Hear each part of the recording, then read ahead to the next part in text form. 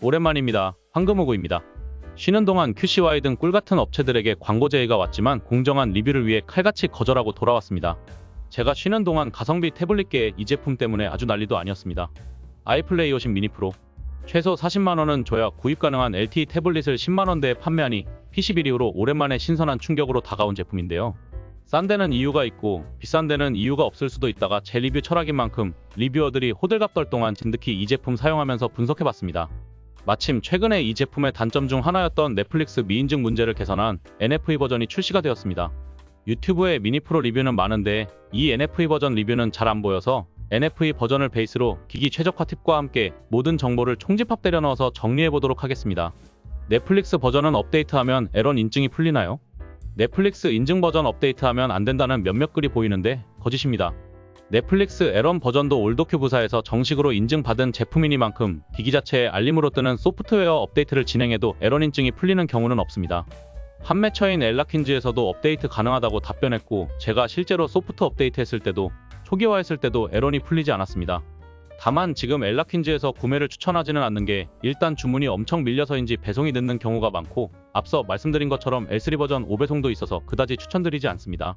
그리고 저는 티몬에서 구매했는데 판매자 문의를 하려고 해도 티몬 고객센터로 연결되고 제품 게시글 문의도 빠르게 답변이 달리지 않고 매크로 답변이 많아서 문의 시 답답했습니다. 디스플레이 좋나요? 제가 항상 하는 말이 딴 데는 이유가 있다는 말입니다. 리뷰를 보면 디스플레이 좋다는 말은 많은데 치명적인 단점은 잘 언급이 안 되더라고요. 이 제품 디스플레이에는 격자 무늬가 있습니다. 미니 프로의 디스플레이는 북미에서 판매되었던 삼성 탭 A8.4 2020의 액정을 사용하고 있습니다. 액정 자체는 괜찮은 품질이지만 움직이는 영상에서는 티가 잘 안 나는데 하얀 화면이나 정지 영상에서는 격자가 보입니다. 이 격자 무늬의 경우 터치 레이어를 저가형으로 사용하여 나타나는 것으로 추측되는데 민감하신 분들은 한번 구입을 고민해 보셔야 할 것 같습니다. 저반사 필름을 붙이면 격자 무늬가 어느 정도 완화된다고 하니 이미 구입하신 분들은 필름을 부착하시는 것을 추천드립니다. 그리고 시야각이 좋지 않은 점도 디스플레이에 아쉬움이 남는 부분이었습니다. 이 가격에서 뭘 바라냐는 분들도 있는데 같은 가격대인 PC빌이나 아마존 파이어도 훨씬 좋은 디스플레이를 보여줬기 때문에 아쉬움이 남긴 합니다. 사실 이 제품이 LTE 지원의 8인치 FHD라 메리트가 있는 거지 디스플레이가 좋아서 메리트가 있는 제품이 아닙니다. 다른 리뷰 보면 디스플레이가 좋다고 극찬을 하는데 그냥 봐줄만하지 그 정도 제품은 아닙니다. 지자기 센서가 없는데 내비용으로 사용 못하나요? 내비용으로 사용 가능합니다. 지자기 센서가 없지만 지도 앱과 달리 내비 앱은 이전 위치와 현재 위치로 방향을 잡고 GPS 방향에 맞춰서 회전 보정을 해줍니다. 따라서 내비 앱은 무리 없이 사용 가능합니다. 다만 실사용이 충분히 가능하지만 길 안내에 2초 정도 딜레이가 있어서 이 부분은 감안하셔야 합니다. 액정 필름, 케이스 미니와 호환되나요? 미니와 미니 프로는 앞서 말씀드린 것처럼 같은 프레임을 공유합니다. 외관적으로 100% 동일해서 두 제품의 필름이나 케이스가 호환됩니다. 기본으로 붙어있는 필름은 질이 떨어지고 강화유리 제품은 들뜸 이슈가 있으니 저반사 필름을 추천드립니다. 실사용자분들이 추천하는 제품 중 좀비 올레포빅 고광택 보호 저반사 필름에 대한 평이 좋으니 관심 있는 분들은 이 제품으로 구매하시면 될 것 같은데 저도 이 제품을 애용하고 있지만 약간 배보다 배꼽이 더 큰 느낌이라 추후 중고 판매할 게 아니면 굳이 이 가격에 사지 말고 생으로 사용하시길 추천드립니다. 케이스의 경우 엘라킨즈에서 주는 기본 케이스가 화면 온오프도 안되고 무게가 상당하기 때문에 가벼운 게 장점인 미니 프로의 장점을 깎아먹는 느낌이 있습니다. 보호가 필요하신 분은 T2K 젤리 케이스를 추천드립니다. 참고로 이들 업체는 저와 1도 상관없는 업체입니다. 언제나처럼 이론도 받지 않았습니다. SD카드 고장 아닙니다. 미니 프로의 SD카드 장착홈의 경우 뭔가 고정되는 느낌이 없어서 고장을 의심하는 분들이 있을 것 같은데 대충 홈에 맞춰 넣고 끼워도 잘 인식됩니다. 딸깍거리거나 딱 맞는 느낌이 없어도 고장은 아니니 참고해 주시기 바랍니다. 어플 전체 닫기. 처음 이용하시는 분들은 미니 프로가 어플 전체 닫기가 안 된다고 생각하는 분들이 많은데 전체 닫기 버튼이 엄한 데 위치해서 그렇습니다. 앱 전환 화면에서 맨 왼쪽으로 이동하면 모두 삭제 버튼이 있는데 이 버튼으로 앱 전체 닫기가 가능합니다. 왜 이런 데 위치해 있는지 알다가도 모르겠습니다. 충전기 주의. 미니 프로는 고속 충전기 사용 시 고장 이슈가 있습니다. 동봉된 충전기로 충전을 권장드립니다. 레노버 등 저가 태블릿에서는 종종 충전기로 인한 고장 이슈가 있는데 미니 프로도 비슷한 사례로 보여집니다. 좀 느리긴 하지만 안전하게 사용하고픈 분은 정품 충전기를 이용 바랍니다. HDMI 출력 불가. HDMI 라이센스 비용 절감을 위해서인지 미니 프로는 C타입을 통한 HDMI 출력을 지원하지 않습니다. 혹시 모니터 연결을 생각하셨던 분은 참고하셔야 할 것 같습니다.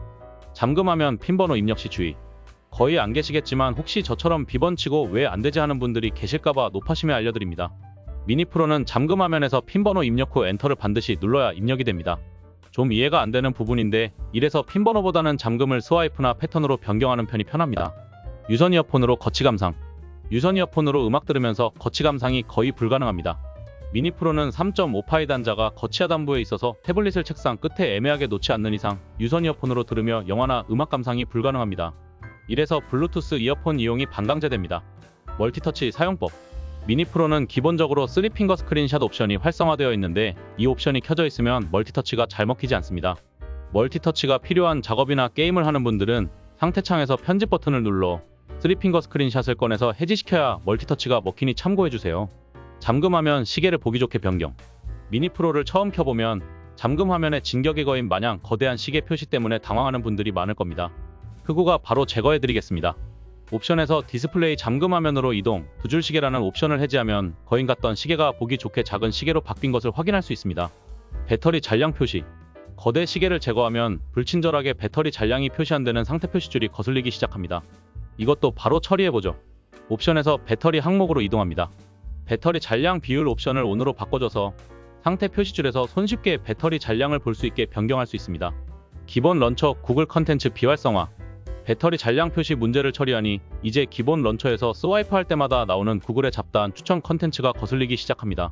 깔끔한 사용을 원하는 분들은 빈 배경화면을 꾹 눌러서 홈 설정으로 이동, 쇼 구글 앱을 비활성화하면 컨텐츠가 비활성화됩니다. 제스처 모드로 변경. 자, 다음은 뭔가 올드한 느낌의 하단 메뉴가 표시되는 3버튼 탐색 방식을 우리에게 익숙한 제스처 방식으로 변경해 보도록 하겠습니다. 빈 화면을 꾹 눌러 홈 설정으로 이동, 런처 스타일을 듀얼 모드로 변경해줍니다. 이제 하단 스와이프로 편하게 앱 목록을 불러올 수 있습니다. 다음은 설정으로 이동, 하단에 있는 시스템에 들어가서 동작을 눌러줍니다. 여기서 3버튼 탐색이 아닌 동작 탐색으로 변경해줍니다. 이제 하단의 3버튼은 사라지고 제스처 방식으로 태블릿 이용이 가능합니다. 참고로 동작 옵션에서 전원 버튼을 2번 눌러서 빠르게 카메라 열기 설정을 할 수 있으니 참고해주세요. 추가로 카메라 촬영음은 카메라 앱 설정에서 사운드 오프로 무음 처리 가능합니다. 진동 기능 끄기. 미니 프로는 진동 기능이 있는데 이게 없으니마나 못한 질 낮은 진동이라 사용 시 거슬리는 분들이 계실 겁니다.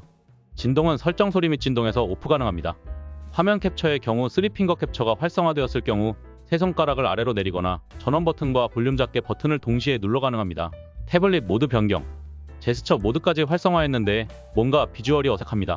이는 미니 프로가 태블릿이라기보다는 전화기에 가까운 UI로 설정되어 있기 때문인데요. 간단한 설정으로 태블릿에 맞는 UI로 변경 가능합니다. 우선 옵션에서 태블릿 정보로 이동, 빌드 번호 항목을 여러 차례 터치하면 개발자 옵션이 활성화되는데 시스템, 개발자 옵션에서 최소 폭이라는 항목을 358, 451 중 취향에 맞게 선택, 조정합니다. 이렇게 DPI를 조정해주면 안드로이드가 자동으로 태블릿에 맞는 UI를 활성화해주는데요. 화면에 더 많은 어플이 표시되고 하단에 아이콘바가 생깁니다. 또한 화면 전환 시 더 많은 앱이 표시되는 등 기존 UI가 뭔가 8인치 거대폰을 보는 듯한 어색함이 있었다면 DPI 조정 이후는 UI가 보다 더 태블릿답게 변경됩니다. 그리고 가장 좋은 점은 노티바 버그가 수정됩니다. 이전에는 노티바를 내리면 아이콘이 6개 표시될 수 있는데 4개만 표시되었지만 이제 6개로 정상 표시됩니다. 화면 분할 크기 조정 활성화. 미니 프로는 화면 분할을 지원합니다. 제스처 모드에서 위로 스와이프한 다음 앱 아이콘을 터치하면 분할 버튼이 있습니다. 이 버튼을 터치하고 다른 창에 띄울 앱을 지정해주면 화면 분할로 두 앱을 동시에 볼 수 있습니다. 가운데 아이콘을 드래그하여 비율 조정도 되고 2번 터치하면 두 앱의 위치가 변경됩니다. 다만 넷플릭스 같은 몇몇 앱들은 화면 분할을 지원하지 않는데 해결 방법이 있습니다. 개발자 옵션에서 맨 하단으로 가면 멀티 윈도우에서 크기 조정 불가 앱 사용 옵션이 있습니다. 이 옵션을 활성화하면 모든 앱에서 화면 분할 사용이 가능합니다. 가로 화면 분할 사이즈 조정 활성화. 세로 화면에서는 가운데 경계선을 드래그하여 앱 비율 조정이 가능한데 가로 화면에서는 비율 조정이 되지 않는 문제가 있습니다. 앞서 소개해드린 태블릿 모드로 변경할 경우 또 하나의 이점이 있는데요. 바로 가로 모드에서의 화면 분할 비율 조정이 가능합니다. 다만 기본 옵션이 아닌 만큼 제스처 모드에서 내비게이션 바가 깜빡이거나 특정 앱의 비율 조정이 안 될 수 있으니 참고해주세요. 새로 전용 앱을 가로로 사용하고 싶다면 로테이션 컨트롤 랩을 설치하여 사용 가능합니다. 약간의 버그가 있지만 충분히 실사 가능한 수준입니다. 내용글에 어플 링크를 남겨드리오니 참고하시면 됩니다. 조금 더 빠릿하게. 자, 이런저런 설정으로 미니 프로가 조금은 더 개선된 느낌인데 아직도 뭔가 뚝뚝 움직임이 끊어져 보이고 아쉬움이 있죠? 앞서 기왕 개발자 옵션을 활성화했으니 태블릿을 조금 더 빠릿하게 보여주는 옵션도 활성화해볼까요? 저가형 태블릿에서 애용되는 애니메이션 배율 조정, 당연히 미니 프로에도 적용 가능합니다. 개발자 옵션에 들어가면 하단에 창 애니메이션 배율, 전환 애니메이션 배율, 애니메이터 길이 배율을 모두 0.5로 변경해줍니다. 미니 프로가 60Hz 주사율인데 성능상 UI 동작 애니메이션이 뚝뚝 끊어져 보입니다. 이 옵션을 조정해주면 애니메이션을 최소화해서 뚝뚝 끊기는 느낌을 완화시켜줍니다. 옵션에 들어가 접근성, 애니메이션 삭제를 활성화해주어도 비슷한 효과를 얻을 수 있습니다. 이제 기본 앱에서 평소보다는 조금 더 빠릿하게 동작하는 것을 확인 가능합니다. 마이크로 런처로 더 빠릿하게. 위에 여러가지 작업을 했지만 여전히 뭔가 굼떠 보이고 어색한 느낌이 들죠? 마이크로 런처를 설치해주면 보너스 기능과 함께 더 편한 사용성으로 미니 프로를 이용할 수 있습니다. 우선 구글 플레이에서 마이크로 런처를 설치해주세요. 런처를 설치하면 기본 런처보다 훨씬 양호해진 동작 애니메이션과 편의성을 누릴 수 있습니다. 정말 다양한 커스텀 기능이 있지만 런처를 소개하는 자리가 아니니 가장 중요한 기능만 소개하고 다른 미니 프로 팁으로 넘어가도록 하겠습니다. 노크오프 기능 활성화. 미니 프로에는 태블릿을 손쉽게 온오프하는 노크온 기능이 없어서 불편하다는 의견이 많습니다. 하지만 마이크로 런처를 설치하면 노크오프 기능은 사용 가능합니다. 런처 설정으로 이동, 제스처 항목으로 가주세요. 여기서 두 번 탭하기 기능을 화면 잠금으로 설정해주면 노크오프 기능이 가능합니다. 런처 설치가 부담스러운 분들은 스크린 오프 앱을 설치하면 앱 아이콘을 누르는 것만으로도 화면 오프가 가능합니다. 스크린 오프 앱 링크는 내용글에 첨부해드리겠습니다. 기기를 들어 대기 모드 해제. 자, 이제 남은 건 노크온 기능인데 아쉽지만 노크온 기능은 기타 어플로 활성화가 불가능합니다. 하지만 조금의 불편을 덜어줄 기능이 있는데요. 디스플레이 옵션에서 기기를 들어 대기 모드 해제를 활성화해주시면 기기를 들 때 자동으로 기기가 켜져서 노크온 기능만큼은 아니지만 어느 정도 편하게 태블릿을 사용할 수 있습니다. 한 가지 주의하실 점은 세로로 놓고 들어올렸을 때는 이 기능이 잘 작동하는데 가로로 놓고 들어올렸을 때는 잘 작동을 하지 않는다는 점입니다. 또한 태블릿을 가방에 넣고 이동할 때 오동작할 가능성이 많고 배터리도 그만큼 소모가 더해져서 이동이 잦은 분들은 해당 기능을 이용할 때 주의하셔야 합니다. 듀라스피드 최적화. 자, 이제 외적인 부분은 어느 정도 최적화한 것 같고 미니 프로의 성능 쪽을 최적화해 보겠습니다. 먼저 만져줄 옵션은 듀라스피드인데요. 이름이 뭔가 듀라셀 건전지스러운데 듀라스피드는 앱이 백그라운드에서 돌아가지 않게 제한하여 태블릿을 최적화하는 기능을 말합니다. 옵션에서 듀라스피드 항목으로 이동해줘서 카카오톡 등 백그라운드에서 돌아가길 원하는 앱만 체크해줘서 기기가 최적화도록 설정 가능합니다. 자신이 사용하는 앱들이 원하는 대로 동작이 안 된다면 듀라스피드 옵션을 비활성화하고 사용해보시는 것을 추천드립니다. 메모리 익스펜션. 옵션에서 메모리 익스펜션으로 이동합니다. 이곳에서 요즘 여러 스마트폰, 태블릿에서 제공하고 있는 기능인 가상램을 설정할 수 있습니다. 기본적으로 가상램이 0으로 설정되어 있는데 본인이 많은 어플을 동시에 사용하는데 메모리 부족이나 구동의 불편을 느낀다면 4기가, 8기가 등 원하는 가상램 사이즈로 설정, 사용해보는 것을 추천드립니다. 간혹 가상램 사용 중일 때 가상램 사용 설정이 먹통이 되는 경우가 있는데 이는 접근성, 다운로드한 앱으로 들어가 해당 항목의 앱을 사용해제하면 해결됩니다. 사운드 개선. 미니 프로의 사운드는 품질이 안 좋기로 유명한데 이 안 좋은 사운드를 그나마 개선할 수 있는 방법을 안내해드립니다. 옵션에서 소리 및 진동으로 이동, 맨 하단에 있는 사운드 개선을 선택해주세요. 여기에 스피커 볼륨을 부스터하는 기능이 있습니다. 이 기능이 체크되어 있으면 사운드가 커지는 효과가 있으나 음질이 떨어지는 단점이 있습니다. 설거지를 할 때 영상을 본다든지 특별히 큰 볼륨이 필요한 경우를 제외하고는 이 옵션만 해제해도 사운드가 훨씬 듣기 좋게 바뀝니다. 리드모드, 야간 조명. 미니 프로에서 제공하는 리드모드는 화면을 흑백으로 만들어 텍스트나 만화 감상에 용이하게 변경해줍니다. 야간 조명은 밤에 컨텐츠 감상 시 블루 스크린을 최소화시켜 눈에 편하게 화면 출력을 해줍니다. 미니 프로에는 자동 밝기 조절이 없는 만큼 감상 시 밝기 조절과 이 모드들을 활용하여 각각 환경에 맞게 컨텐츠를 감상하시면 될 것 같습니다. 마지막으로 요즘 아이플레이 50 파생 제품이 계속 나와서 헷갈리실 겁니다. 이 부분을 정리하고 넘어가겠습니다. 올더큐브의 아이플레이 50은 5가지 종류가 있습니다. 근데 이 중에 약간 함정카드같이 더 저렴하고 좋은 것처럼 스펙을 사기로 표시하는 제품들이 있습니다. 잘 알아보고 구입하지 않으면 후회할 가능성이 큽니다. 우선 아이플레이 50은 8인치가 아닌 10.4인치이고 무게도 475g으로 무거웁니다. 아이플레이 50 미니 라이트 이 녀석이 좀 주의하고 걸러야 할 제품입니다. 광고만 보면 할인 시 5만원대라는 파격적인 가격, 와이드바인 에런 지원, 램도 8기가라 혹합니다. 이거 사기입니다. 8기가 램이라고 표시하고 있지만 실질적인 램은 4기가이고 추가 4기가는 가상램입니다.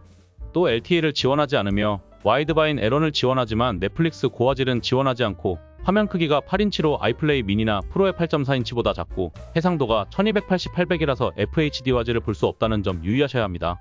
게다가 성능은 P11보다 못한 수준으로 기본 런처에서 뚝뚝 끊기는 렉이 있습니다. 가격이 5만원대이기 때문에 크게 고화질이나 성능에 민감하지 않은 분에게 추천드리고 아이들용으로 추천하기에는 액정 질이 좋지 못해서 시력 악화가 걱정되기 때문에 애매합니다. 다음은 아이플레이 50 미니입니다. 할인 시 7, 8만원대에 판매됩니다.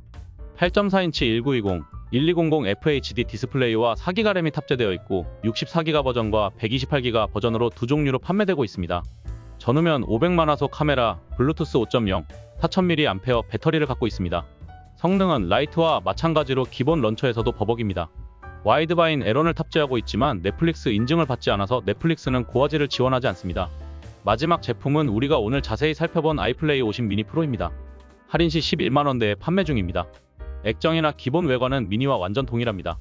다만 프로세서가 G99로 램이 8기가로 업그레이드 되었고 카메라가 후면 1500만화소로 배터리가 5000mAh로 증가하였습니다. 배터리 증가만큼 무게도 292g에서 306g으로 늘었습니다. 주의하실 점은 처음 출시 때 와이드바인 L3를 탑재해서 스트리밍 앱에서 고화질을 지원하지 않았지만 최근 T2K와 엘라킨스라는 업체에서 넷플릭스 에런 인증받고 판매하면서 일부 제품이 에런을 지원하게 되었습니다. 넷플릭스를 감상하는 분들은 엘라킨즈나 T2K에서 구매하시는 것을 추천드립니다. 중고 거래할 때도 이 부분을 확인해서 구매하셔야 하고 해당 업체에서 구매했어도 에런 인증 이전 구매했다면 L3 버전이 올 가능성이 있으니 주의하셔야 합니다. 종합해보자면 할인 시 5만원에서 11만원대까지 가격은 다양하지만 넷플릭스 인증된 미니 프로 버전으로 구입하시는 것을 추천드립니다. 일단 아이플레이 50 미니 시리즈 중 가장 성능이 좋은 미니 프로도 쾌적할 정도로 빠릿한 편이 아니라는 점을 고려해보면 기본적으로 스트레스 받지 않고 사용하려면 미니 프로로 가는 게 맞을 것 같습니다. 오늘은 최근에 출시된 아이플레이 미니 프로 NFE 버전과 간단한 사용 팁들을 살펴봤는데요. LTE 태블릿 중에는 가장 좋은 가성비를 내주고 있는 제품이니만큼 부디 오늘 팁들을 잘 활용하셔서 가성비를 100% 누리시길 바랍니다. 업로드가 많이 늦지만 잊지 않고 기다려주셔서 감사드립니다. 더 좋은 리뷰로 찾아뵙도록 하겠습니다. 그럼 이만 은메디오스.